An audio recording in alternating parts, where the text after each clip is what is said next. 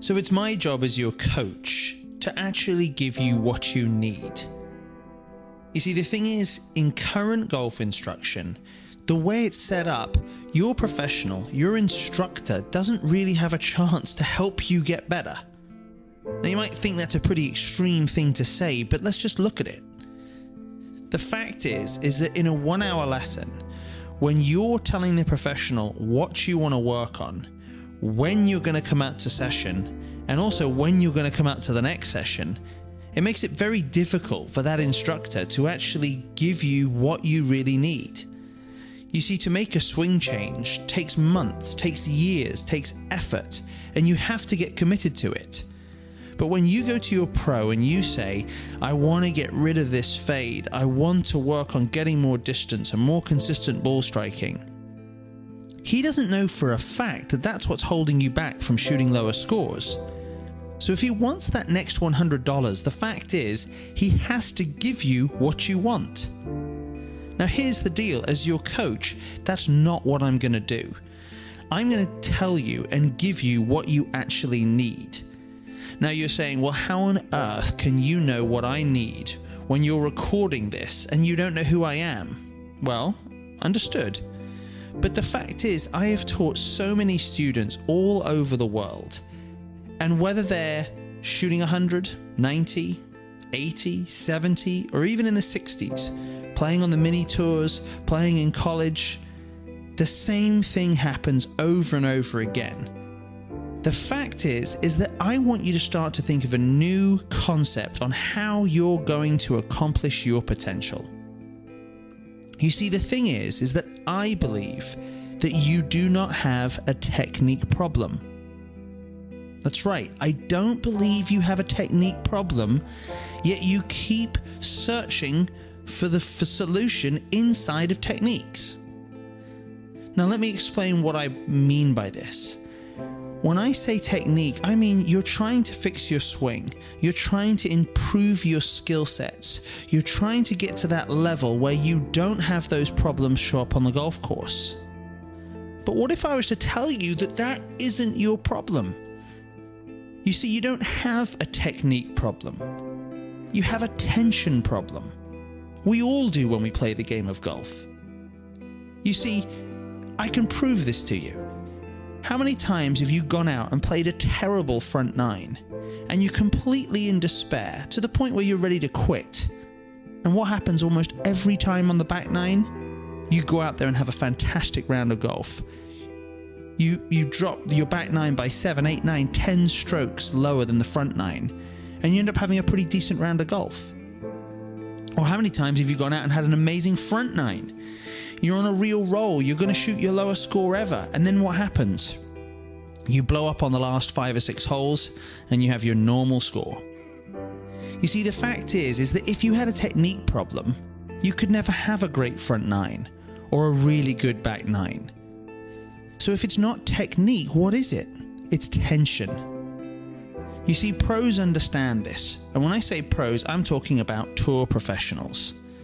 You see, when Rory McIlroy shot 42 on the back nine at Augusta and lost the lead and lost the Masters, I don't think he lost his golf swing. I don't think his technique went away.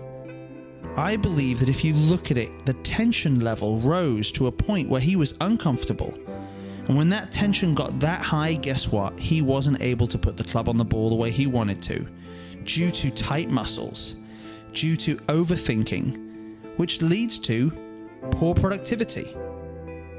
Now, if we think this is just a one-off, what about Dustin Johnson shooting 82 at Pebble Beach in the final round? What about Greg Norman versus Nick Faldo at Augusta? What about all the times we've seen tour players so-called choke on the last 2 or 3 holes?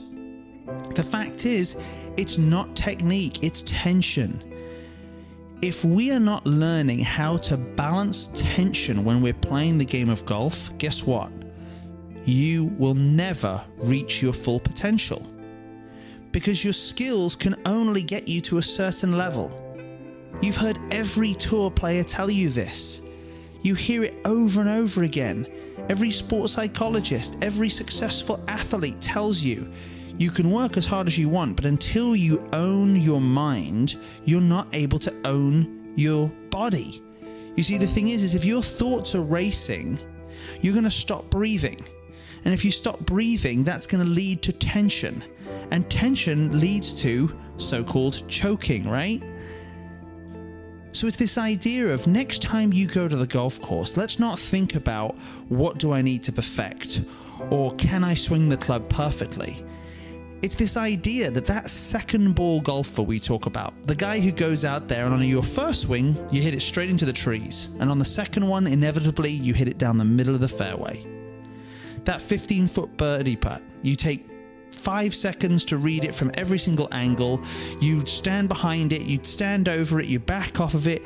You end up taking a minute to hit the putt and you leave it a foot short. You drag it back and almost one-handed, without even thinking, it goes in the second time. What's the difference?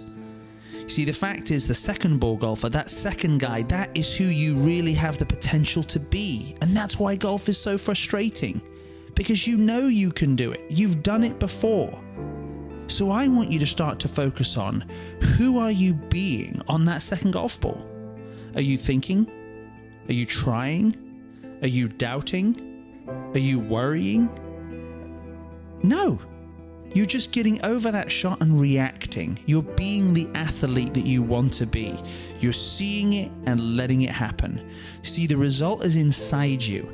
The way to get it out is not to overthink, not to try, not to put more effort in. It's to let go. It's to trust.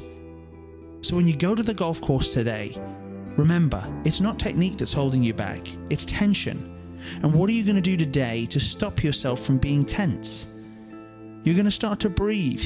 You're going to start to look and react. You're going to allow thinking to go away. You're going to allow doubts to fall away. And I'm going to show you over this series how to do it specifically in your practice, when you play, and even after your round when you review your round. Because if you can start to understand how to reduce tension, you will play in your peak state and you will consistently play your best golf. Rather than stumbling across it once every 3 or 4 months and wishing you could find it again, I'm going to train you and teach you and give you what you need to play to your potential.